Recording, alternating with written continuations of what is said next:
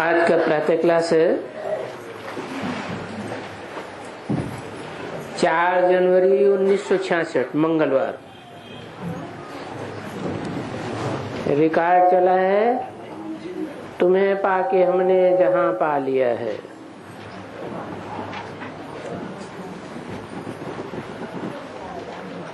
ओम शांति। शिव बाबा बैठ करके बच्चों को समझाते हैं।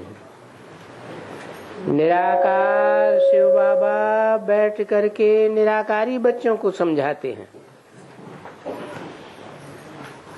पहले ये कहते हैं कि बच्चों देही अभिमानी भव, अपन को आत्मा समझो और बाप को याद करो। बाबा इस समय बच्चों को बताते हैं कि अभी तुम देही अभिमानी बनो कि हम आत्माएं हैं, और बाप हमको पढ़ाते हैं। बाबा ने बच्चों को समझाया है कि सब कुछ संस्कार पढ़ाई का भी आत्मा में रहता है। इसलिए बाप आकर बार बार समझाते हैं, क्योंकि इस समय में जब माया का राज्य होता है, रावण का राज्य होता है, अर्थात भक्ति मार्ग शुरू होता है, तो मनुष्य देह अभिमानी बन जाते हैं। फिर जब भक्ति मार्ग पूरा हो जाता है तो बाप आते हैं और आकर के बच्चों को कहते हैं कि अभी देही अभिमानी भव। ये जो भी तुमने जन्म जन्मांतर जप तप दान पुण्य वगैरह किए, ये जो 5 विकार भी तुम्हारे में प्रवेश किए, तो तुम देह अभिमानी बन पड़े। गोया ये 5 विकार रूपी रावण आकर के तुम बच्चों को देह अभिमानी बनाते हैं। वास्तव में तुम देही अभिमानी थे, क्योंकि ये प्रैक्टिस तुमको यहाँ कराई जा रही है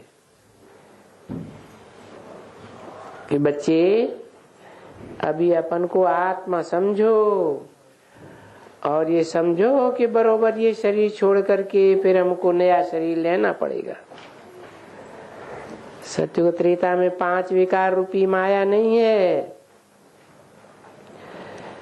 तभी देवी देवताएं जिनको श्रेष्ठाचारी पावन कहा जाता है, वो सदैव आत्माभिमानी बनते हैं, क्योंकि इस समय में बाप आकर के तुमको आत्माभिमानी बनाते हैं। फिर 21 जन्म के लिए अविनाशी हो जाता है।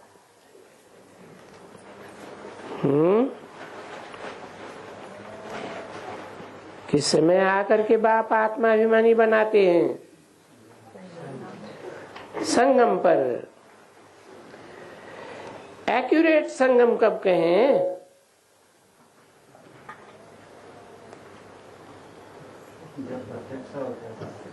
कब होता है?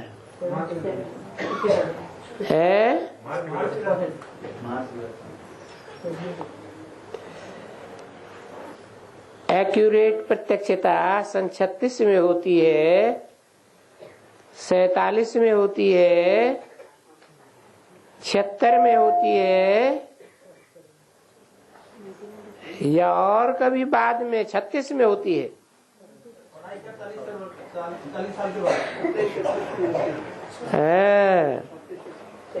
बाप सुप्रीम टीचर बनकर के जब से आते हैं, तब से लेकर 40 वर्ष में तुम्हारी पढ़ाई पूरी होती है, और 40 वर्ष पढ़ाई पूरी होने के बाद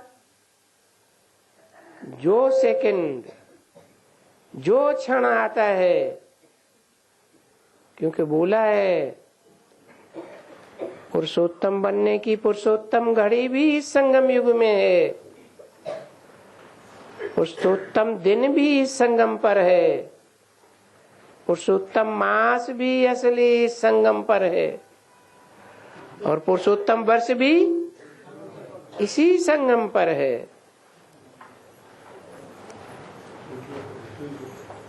तो जब बाप आते हैं, आत्माभिमानी बनाते हैं, तो 21 जन्म के लिए अविनाशी हो जाता है। तो कब से शुरू करें 21 जन्म?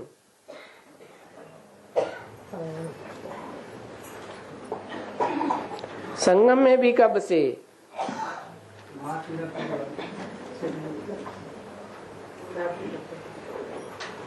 बोला क्योंकि तुम जानते हो कि वहां एक तो माया नहीं है, फिर ये 5 विकार भी नहीं है, और देही अभिमानी भी हैं, क्योंकि वो जानते हैं कि हम आत्मा हैं।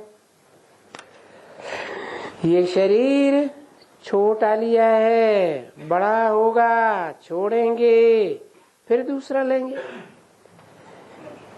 तो ये आत्मा अभिमानी हुए ना। तो देखो, आत्मा अभिमानी बनने से ही तुम बच्चे 21 जन्म सुखी होते हो। कब से होते हो आत्मा अभिमानी? पढ़ाई पूरी होती है नंबरवार और आत्माभिमानी बन जाते हैं। मना 21वां जन्म शुरू हो जाता है। फिर जब रावण राज्य आता है तो तुम बदल करके देह अभिमानी बन जाते हो। उसको कहा जाता है सोल कॉन्शियस, और इसको कहा जाता है बॉडी कॉन्शियस। उसको कहा जाता है बॉडी कॉन्शियस। जब विकारी बन जाते हो, जब निराकारी दुनिया में हो, फिर ये सवाल नहीं उठता है क्या कि बॉडी कॉन्शियस हो या सोल कॉन्शियस हो। बॉडी कॉन्शियस या सोल कॉन्शियस का सवाल वहां उठता ही नहीं है। कहाँ है? परमधाम में, क्योंकि वहां तो है ही सोल साइलेंस वर्ड। ये समय वाले संस्कार कोई वहां नहीं रहते हैं। किस समय वाले संस्कार? रावण राज्य वाले संस्कार वहां माने कहा परमधाम में नहीं रहे। इस समय में संगम युग पर तुम बच्चों को पलटाया जाता है। देह अभिमानी से देही अभिमानी बनाते हैं। तो फिर सतयुग में तुम देही अभिमानी होने के कारण कोई भी दुख नहीं उठाते। एक तो माया भी नहीं है, दूसरा उनको ये नॉलेज है कि हम आत्मा हैं, और यहाँ हम देह हैं। ऐसे हो जाता है। तो बाप आकर बच्चों को समझाते हैं कि अभी देह अभिमान छोड़ो। कौन सा बाप समझाते हैं? आत्माओं का बाप समझाते हैं कि देह अभिमान छोड़ो। मनुष्यों का बाप नहीं समझाते हैं। वो तो खुद ही देह अभिमानी है। देही अभिमानी बनो तो मेरी याद से तुम्हारा विकर्म विनाश होगा।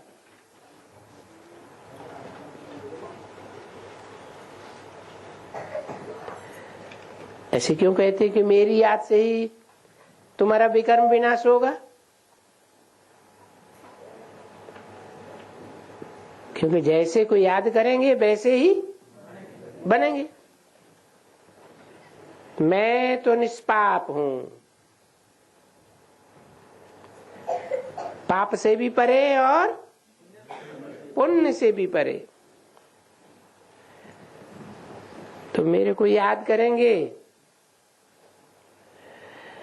तो तुम्हारा जो विकर्म है, पाप कर्म है 63 जन्मों का, वो खत्म हो जाएगा। फिर देखो वहां तुम विकर्माजीत बन जाते हो। कहा? सत्युग विकर्मों पर जीत पा लेते हो, वहां राज्य भी करते हो और वहां शरीर भी है, तो भी तुम आत्माभिमानी होने के कारण ये जो शिक्षा मिलती है वो शिक्षा भूल जाते हो। ये जो कहते हैं आत्माभिमानी भव, और फिर जो ये शिक्षा मिलती है, जिस शिक्षा से तुम वहां आत्माभिमानी बन जाते हो, तो फिर सदैव सुखी भी रहते हो। तो देखो देह अभिमान कहा ही जाता है बॉडी कॉन्शियस को।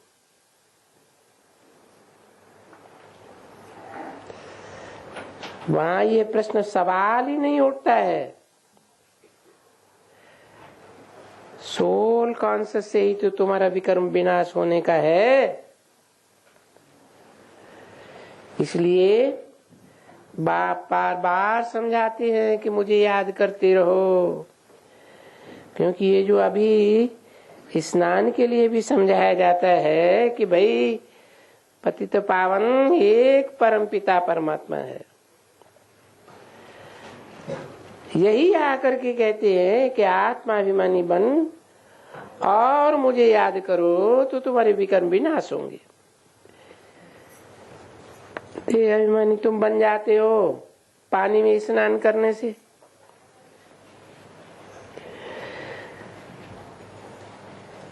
तो वो कोई योगाग्नि तो हो ही नहीं है। कहाँ पानी और कहाँ अग्नि? ये पतित पावन तो है ही नहीं। ये जो तुम स्नान करते हो अभी, कुंभ का मेला, फलाना मेला, क्योंकि ऐसे ऐसे समय जब आता है तुम बच्चों को उनको समझाने की, सर्विस करने का चांस मिलता है। जैसा जैसा समय है ऐसे ऐसे उनको सर्विस मिले तो वो समझे। अभी तुम समझते हो कि कितने स्नान करते होंगे। सभी जो भी भाषाएं हैं, मद्रास की तरफ जाओ, फलाने की तरफ जाओ, कहाँ भी जाओ, गुजराती हो, फलाने हो, तो अभी उनको हम कैसे समझावें? एक एक को तो नहीं समझा सकते हैं ना। इसलिए बाबा बच्चों को कहते रहते हैं ये जो कुंभ का मेला है खास,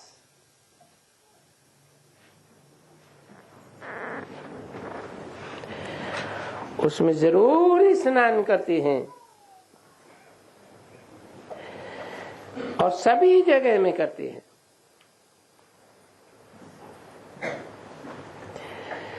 ऐसे नहीं है कि भारत के 40 करोड़ आदमी कोई एक जगह इकट्ठे हो सकते हैं।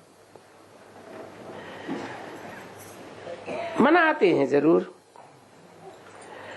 कोई सागर पर जाते हैं, कोई नदियों पर जाते हैं। तो देखो कितने कागज पत्रे छपाने हैं।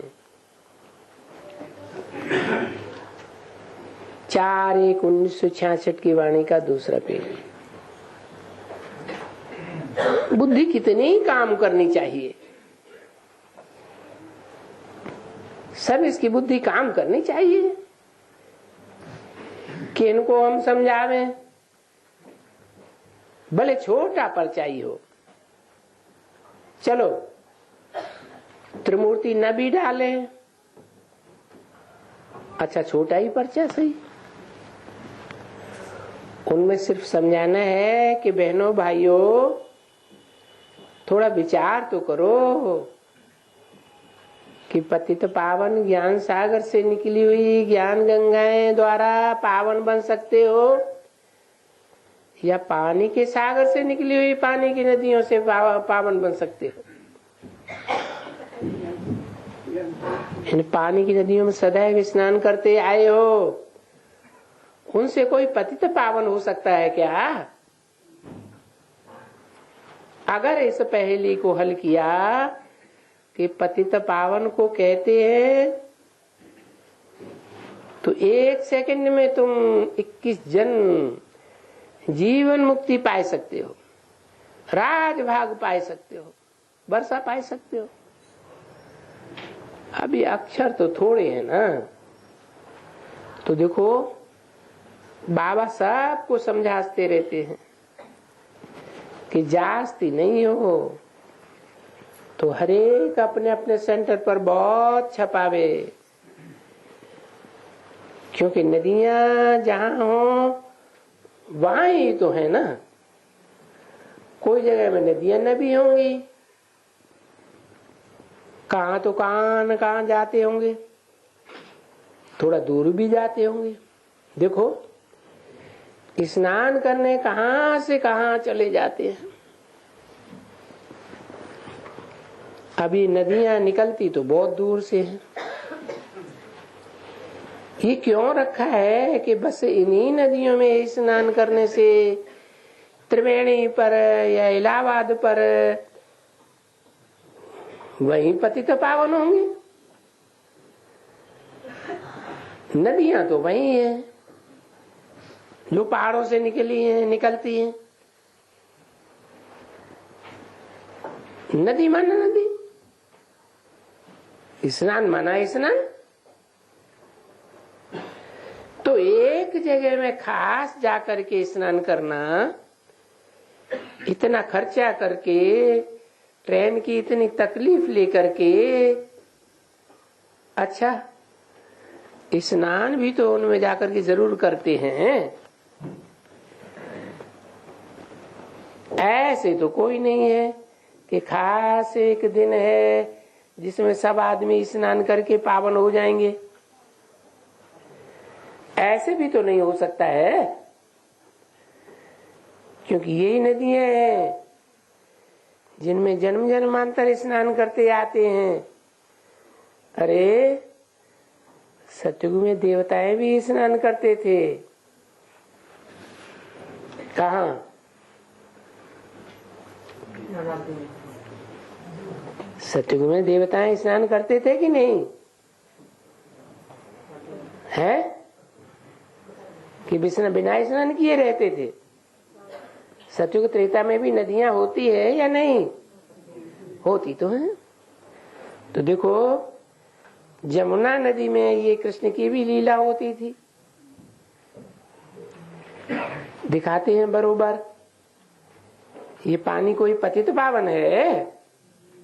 अरे सवाल ही नहीं उठता है। तो देखो ये भक्ति मार्ग की, दुर्गति मार्ग की सब बातें हैं। अच्छा यहाँ नदियों पर क्यों आते हैं?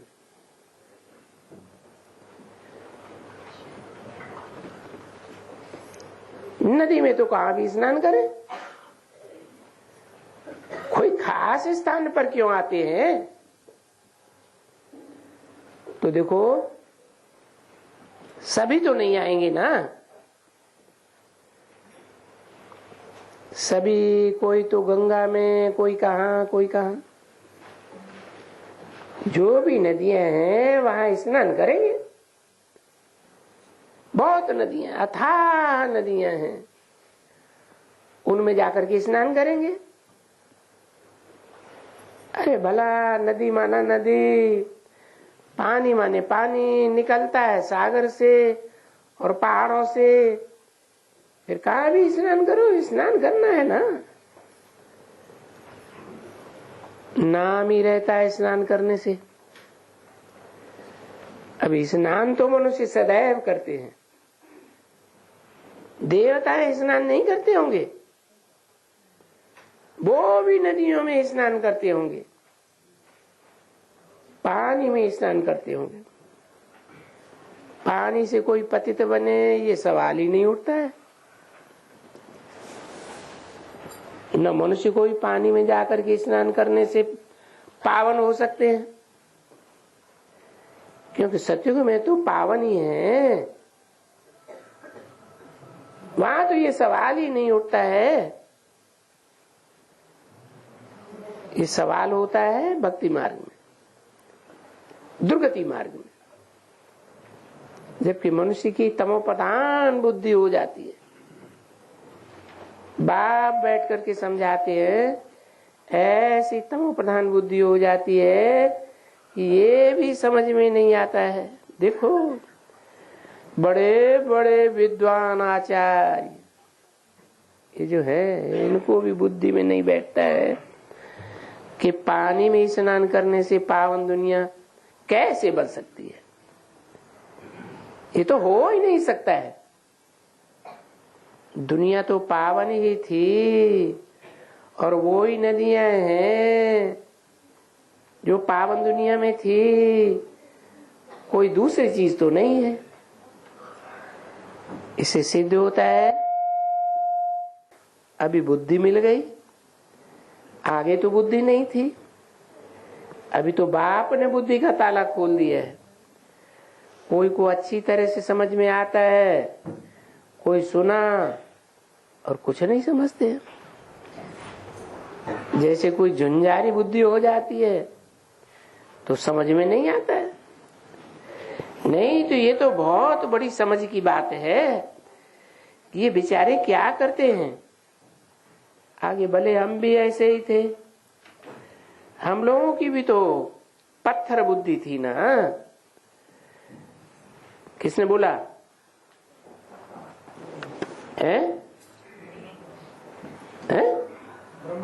ब्रह्मा बाबा ने बोला। अभी बाप बैठ करके बात अभी समझाते हैं, बच्चे इन विचारों को देखो।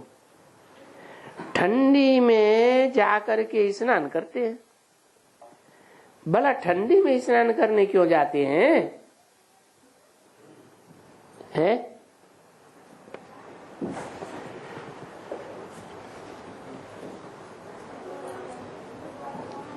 बेहद की क्या बात है इसमें? है हाँ, जब पुरुषार्थ की ठंडी हो जाती है तो गर्मी लाने के लिए चैतन्य नदियों में स्नान करने जाते हैं। अरे भाई ठंडी में स्नान करने क्यों जाते हैं? गर्म में जावे ना। इतनी मेहनत, इतनी तकलीफ, वो भी ठंडी के दिनों में। देखो वहां कितनी तकलीफें होती हैं, तो क्यों ऐसा करते हैं? तो उनको ऐसे समझाना पड़े ना। जिसकी भी ब्लाइंड फेथ है उनको तो रास्ता बताना ही चाहिए ना। ये है अंधों की लाठी बनना। इस समय की ये मनुष्य देखो, अंधे की औलाद, अंधे इनको कहा जाता है और इनको समझ कुछ भी नहीं है। तो उनको सुजाग करना चाहिए कि अरे भाई पानी में स्नान करने से और ही दुर्गति होती है, और अगर तुमको पावन बनना है तो ये जो एक ही बात, एक ही दफा बाप आकर पावन बनाते हैं। देखो सतयुग में होते ही हैं पावन, कलयुग में है ही पतित। तो कलयुगी इंड में हो जाती है। कलयुगी इंड है तो पावन बनना पड़े, पतित पावन भी आवे। ये नदियां तो सदैव हैं ही है। अभी क्या हो गया है नदियों को? है? सतयुग त्रेता में भी तो नदियां थी, वहां भी तो स्नान करते होंगे।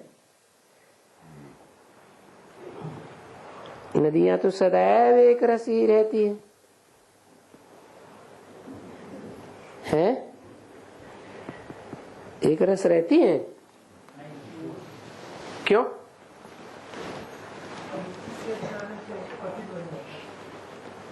पहले इतना कचरा नहीं पड़ता था और अभी नदियों में कचरा पड़ता है। समय समय की बात है। सतयुग त्रेता में कचरा पड़ता था? क्यों नहीं पड़ता था? क्योंकि उस समय इतनी आबादी नहीं थी। और अभी तो भांति भांति की आत्माएं और झुंड के झुंड, और जनसंख्या तो बढ़ती ही जाती है।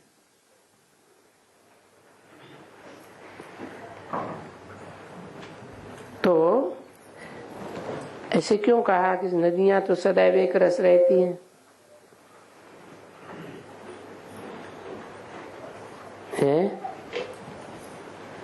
ना पानी का बहाव एक रस रहता है, पहाड़ों से आती है और नीची स्टेज में जाती है। ऐसे नहीं कि कोई नीचे जगह से सागर से निकलती है और पहाड़ पर चढ़ती है। नीचे गिरेंगी या ऊपर उठेंगी? क्यों नीचे गिरती हैं?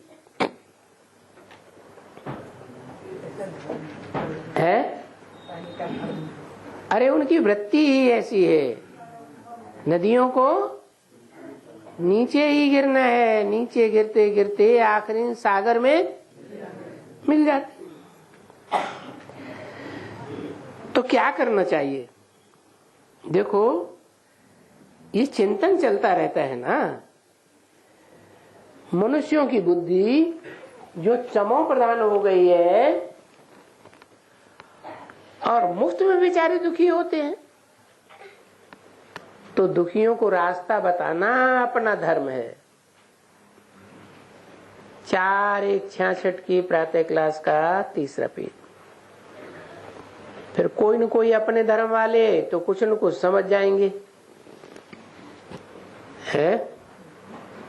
कौन समझेंगे? जो हमारे कुल के होंगे, हमारे बाप का खून जिनके अंदर है, संकल्पों का बहता होगा, वो समझ जाएंगे। जिनके अंदर हमारे बाप का खून जन्म जन्मांतर का नहीं होगा, वो नहीं समझेंगे। तो सभी भाषाओं में पीछे टुकड़ी ही चाहिए। भले हर एक सेंटर में 25,000 30,000, बड़े सेंटर में 1 लाख 2 लाख 3 लाख, ये चिटकियां छपाने में तो कोई हर्जा नहीं है ना। अच्छा, ये कहें कि भला कौन छपावे? फिर प्रश्न उठता है कि कौन छपावे? चलो भाई, गवर्नमेंट छपाती है, दिल्ली में छपेंगे, यहां तो नहीं छपेंगे ना। कहां हैं? लाखों करोड़ों की तादाद में पर्चे कहां छपेंगे? यहां तो नहीं छपेंगे। यहां माने माउंट आबू में तो नहीं छपेंगे। क्यों?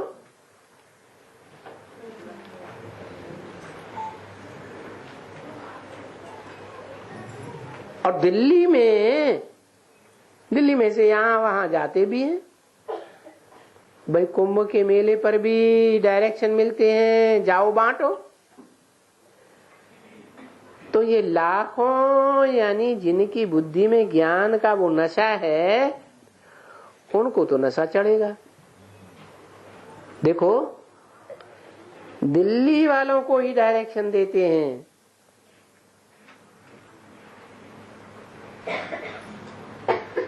क्या डायरेक्शन?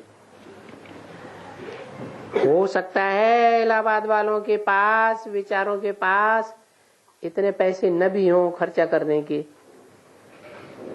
तो इतना कहां से खर्चा करें? क्यों? इलाहाबाद में पैसे क्यों नहीं? दिल्ली वालों के पैसे पहले पैसे ज्यादा क्यों? अरे इलाहाबाद में छोटा सेंटर और दिल्ली में बड़ा सेंटर। तो देखो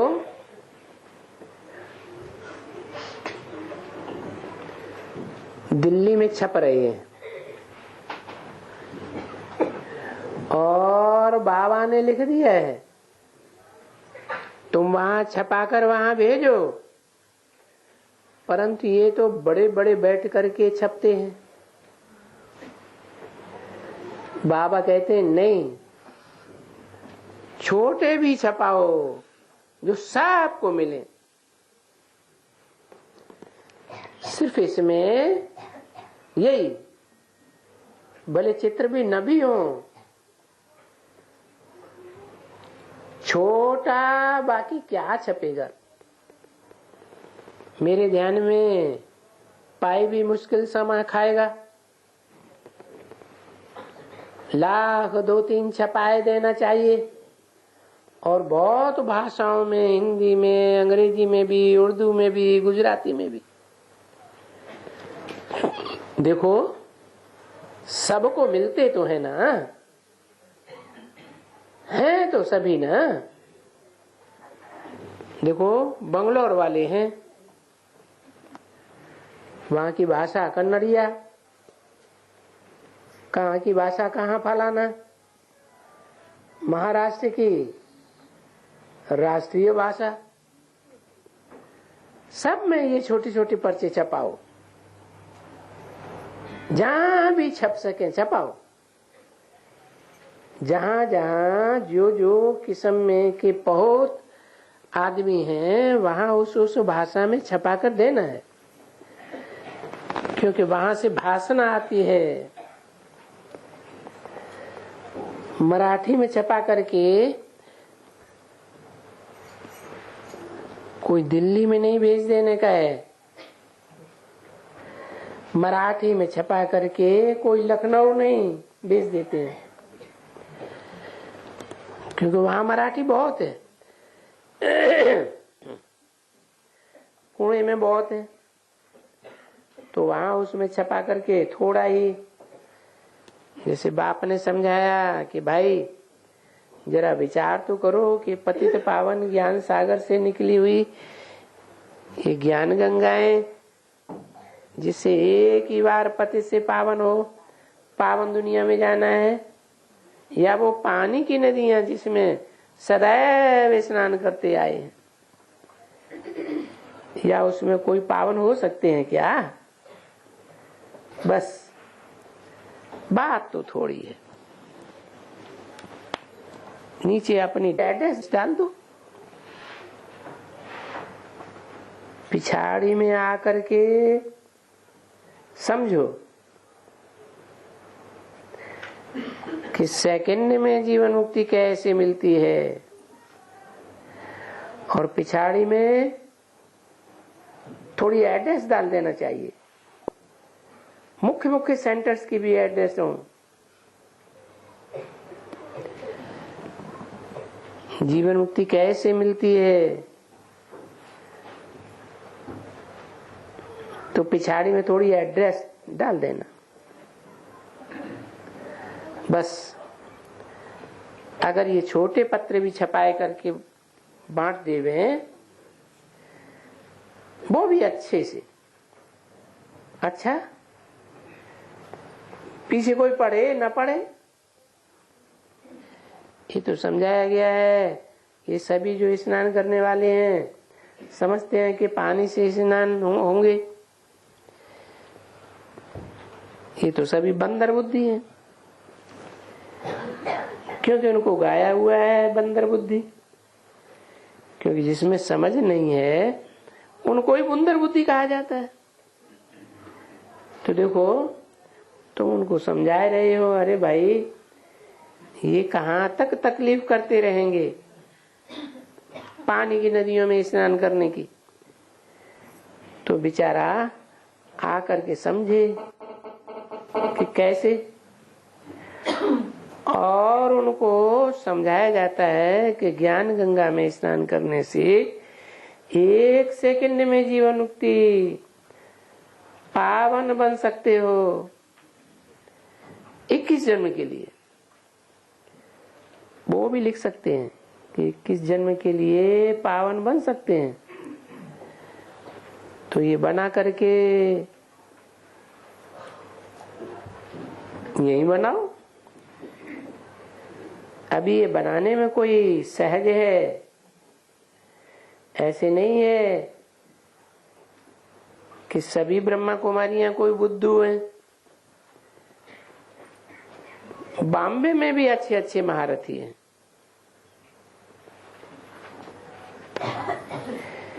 ये तो आप ही समझ करके आपस में मिल करके विचार सागर मंथन करके बना करके और खूब बांटना चाहिए। भले क्या होगा, 2-3 हजार का सभी के हिसाब में आएगा। तो कागज का खर्चा होगा, छपाई का खर्चा होगा। अभी इसमें और कोई जास्ती खर्चा तो है ही नहीं, क्योंकि पर्चे तो छोटे छोटे हैं ना। बड़े बड़े पर्चे छपावेंगे तो ज्यादा खर्चा आवेगा और बहुतों को बांट भी नहीं सकेंगे। तो इत्तला कर देवे पीछे जब भी भले ढेर के ढेर छपे रखे हुए भी हों, कोई हर्जा नहीं है। स्नान तो करते ही जाते हैं। एकादशी हुई, स्नान किया, सूर्यग्रहण हुआ, स्नान किया, चंद्रग्रहण किया, स्नान किया, फलाना स्नान, फलाना स्नान। स्नान तो इनका चला ही आता है। वो तो देखो मेले लगे ही पड़े हैं। जहां जहां गंगाओं में जाओ वो पंडे लोग बैठे ही रहते हैं। अभी उन पंडियों की भी तो दरकार नहीं है ना, वो क्यों बैठते हैं? स्नान करना है तो जाकर के स्नान करके फिर चले जाओ। फिर वो पंडा तिलक देंगे। क्या करेंगे? वो पंडा तिलक देंगे। है कौन सी तिलक की बात? आत्मिक स्थिति का तिलक की बात है। और विजय का तिलक है, विजय का तिलक भी है। परंतु वो तो पैसा देंगे तो करेंगे,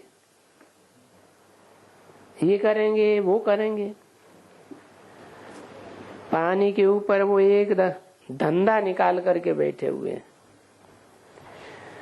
देखो पानी के ऊपर स्नान करने के लिए भी धंधे चल पड़े। भाई स्नान करेगा कुछ पैसा मिलेगा, ऐसे बहुत हजारों लाखों की तादाद में आजीविका होती रहती है। सिर्फ नदी पर जाकर के स्नान करने से वो उनको तिलक लगाएंगे, चंदन लगाएंगे। कौन सा चंदन है? वेद में कौन सा चंदन है?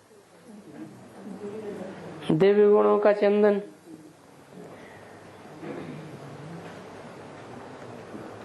कोई ने कोई पत्थर ठिक्कर की मूर्ति बनाकर रखी होगी, उनको हाथ जोड़ेंगे, वहां भी कुछ न कुछ रखेंगे। देखो भक्ति मार्ग का कितना धंधा है। नहीं तो वास्तव में है तो 1 सेकंड की बात। तो तुम लिखते हो भाई 1 सेकंड में 21 जन्म की जीवन मुक्ति पा सकते हो। और नीचे लिखा हो,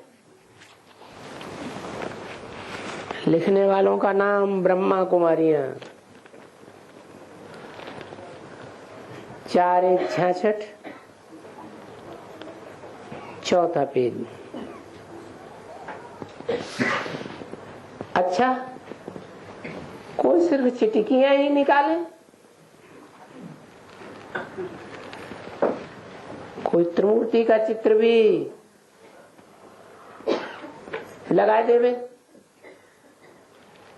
क्योंकि सभी सेंटर्स में त्रिमूर्ति के चित्र का ब्लॉक तो जरूर होना चाहिए।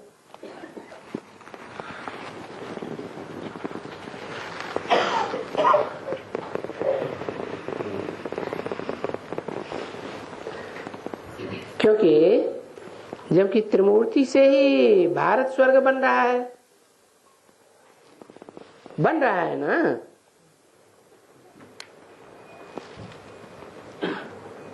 शिव द्वारा, शिव से ब्रह्मा द्वारा जीवन मुक्ति। देखो अक्षर कितना अक्षर है। फिर भी ये तो समझना चाहिए कि ब्रह्मा सो भी तो यही है।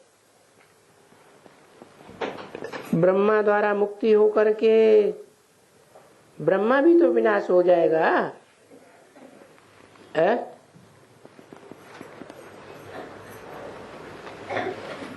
ब्रह्मा बचेगा या खलास हो जाएगा?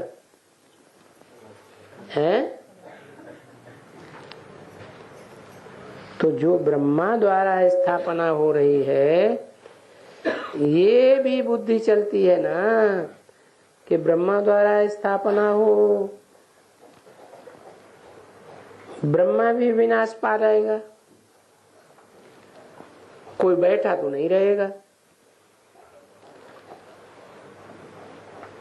क्योंकि यहाँ प्रजापति है ना, कहाँ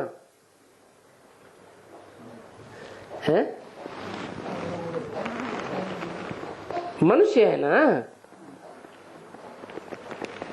वो भी तो दिखलाते हैं कि बुड्ढा है। कौन? प्रजापिता। तो समझाना चाहिए कि इन द्वारा स्थापना हो और फिर ये भी विनाश हो जाएंगे। तो विचार करना चाहिए कितना समय में जीता रहेगा।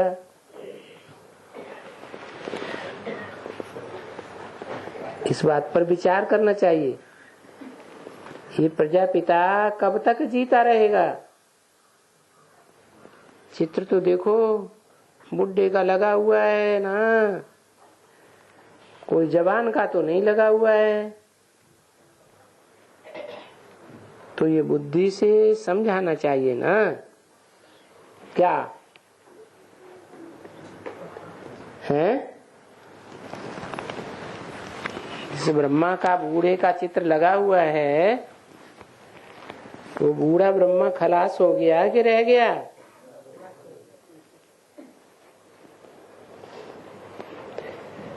तो ये बुद्धि से समझाना चाहिए ना। जो कुछ न कुछ सेंसिबल होगा, समझेगा कि इन द्वारा किन की स्थापना होती है। बताओ, सो बूढ़े ब्रह्मा के द्वारा किसकी स्थापना होती है? ब्राह्मण धर्म की स्थापना होती है। तो स्थापना हो जाएगी, फिर ये भी तो खत्म होगा। हैं? दादा लेखराज, ब्रह्मा का जीवन का लक्ष्य क्या हुआ? ब्राह्मण धर्म की स्थापना करना, न कि देवता धर्म की स्थापना करना। क्यों? देवता धर्म की स्थापना करना क्यों नहीं? क्योंकि ब्रह्मा तो दाढ़ी मूछ वाला दिखाया ना। जो दाढ़ी मूछ वाले होते हैं वो विकारी मनुष्य होते हैं कि देवता होते हैं? और देवता धर्म की स्थापना किसके द्वारा होगी? है देवता द्वारा ही होगी। तो खत्म हो जाएगा, उनके पहले स्थापना जरूर होनी चाहिए। जो फिर शंकर से विनाश भी हो जावे। क्या पहले शंकर प्रत्यक्ष होता है कि पहले ब्रह्मा प्रत्यक्ष होता है? ब्रह्मा प्रत्यक्ष होता है, उसका विनाश हो। विनाश भी किसके द्वारा? किसका विनाश है? ब्रह्मा द्वारा जो ब्राह्मण धर्म की स्थापना हुई है, जिसमें मिक्स ब्राह्मण भरे पड़े हैं, सभी कुरियों के हैं, यह श्रेष्ठ ब्राह्मण ही हैं, सभी कुरियों के। तो उनका विनाश लिखा तो हुआ है ना।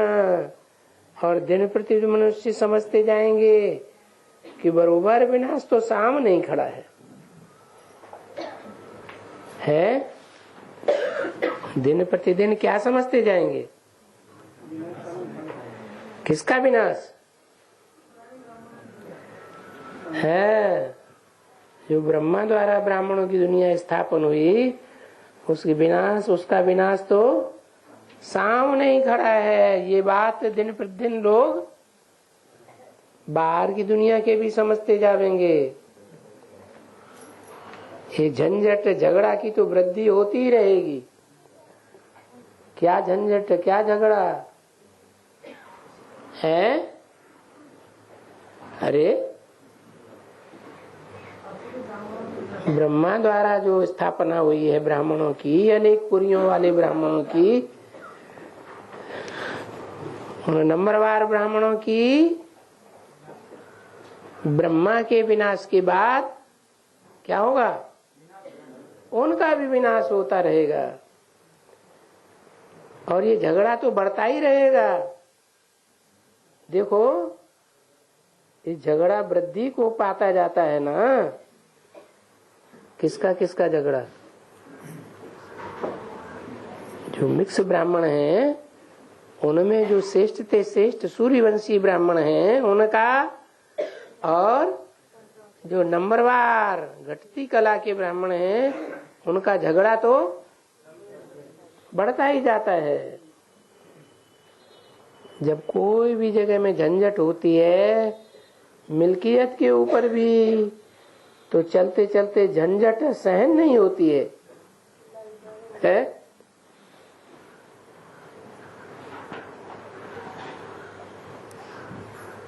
किसको सहन नहीं होती है?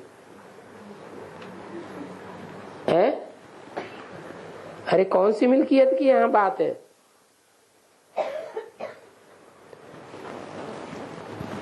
अरे यहाँ तो ज्ञान रत्नों की मिल्कियत है ना। तो किसको सहन नहीं होती है?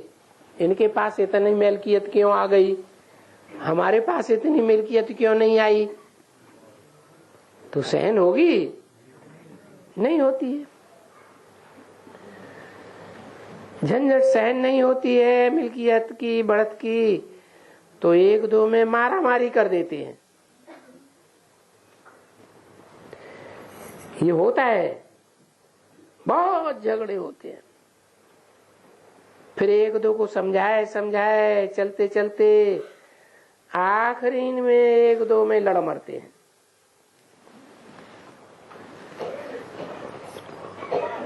अभी क्या काम चल रहा है? अभी आखिरी चल रहा है कि अभी समझाने का काम चल रहा है?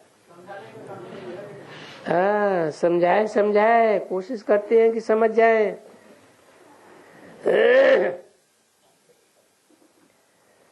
विनाश कर देते हैं। ये भी ऐसे ही तो है ना। क्या ये भी माने क्या? ब्रह्मा द्वारा जात जाति के ब्राह्मणों की स्थापना, फिर शंकर द्वारा उन जात जाति के ब्राह्मणों का विनाश। ये भी तो ऐसे ही है ना कि विनाश तो सामने ही खड़ा है। जो अच्छी तरह से भागवत या गीता वगैरह पढ़ने वाले होंगे वो तो इन बातों को समझेंगे ना। ये विनाश तो कल्प पहले हुआ भी है, कल्प पहले भी हुआ था। क्या विनाश? कौरव पांडवों का जो विनाश हुआ 5000 साल पहले भी हुआ था। जो पंडा के बच्चे थे वो विजयी हुए पांडव, और जो हम करेंगे ऐसे कुरु के बच्चे थे वो सब उन कौरवों का विनाश हो गया। अरे स्वर्ग की स्थापना भगवान करेगा, भगवान की सहायता से भगवान के बच्चे करेंगे या ये कौरव करेंगे? यानी कुछ समय आगे ये विनाश हुआ था। ये लड़ाई कोई जास्ती नहीं है। ये महाभारी लड़ाई तो बिल्कुल ही नजदीक में है। कोई लाखों वर्ष नहीं हुए हैं। तो बच्चों को चाहिए सर्विस है। कौन से बच्चों को? जो सूर्यवंशी बच्चे हैं उनको क्या चाहिए? सर्विस चाहिए। अभी ये जो पत्रे जो एग्जीबिशन होता है उनमें भी छपाएंगे। क्या कहा? कौन से सन की वाणी है? 66 की वाणी है। और बाबा ने पहले ही बता दिया, ये भांति भांति के ब्राह्मणों की जो एग्जीबिशन होती है उन एग्जीबिशंस में भी है बांटने के लिए ये छोटी छोटी चिटकियां पर्चे छपाएंगे। क्योंकि ये कुंभ के नजदीक में ही आने वाले हैं। पत्रे छपे हुए हैं, अभी छपत तो है, उनमें ये पहेलियां डालनी है। उन समझू को भी अच्छी तरह से समझाना चाहिए कि ये क्या लिखा हुआ है, थोड़ा पढ़ो। देखो ये ठीक है ना, स्नान करने से कोई पतित पावन बनेगा या योग से पतित पावन बनेगा? भगवान वाच है, मेरे को याद करने से तुम्हारे सब विनाश हो जाएंगे, विकर्म, और तुम पावन हो जाएंगे। या गंगा जमुना में स्नान करने से पावन बनेंगे? गंगा स्नान तो करते ही आए हैं जन्म जन्मांतर। जहां भी दुकानें हैं, तुम बच्चों को एग्जीबिशन है, कहीं भी तो मौका पर जाकर के भाषण कर सकते हो। क्या कहा? जहां मौका निकले वहां तुम भाषण दिया, बेमौके नहीं तो पिटाई इटाई हो जाए।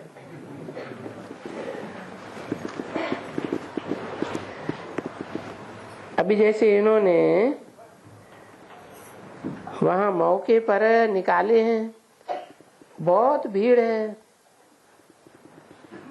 परंतु बहुत मुश्किल कोई समझेगा। तो इसलिए ये छपा करके भेज देवे। तकलीफ भी कितना करेंगे, ढेर के ढेर आते हैं, वहां बड़ी भीड़ होती है। कहाँ?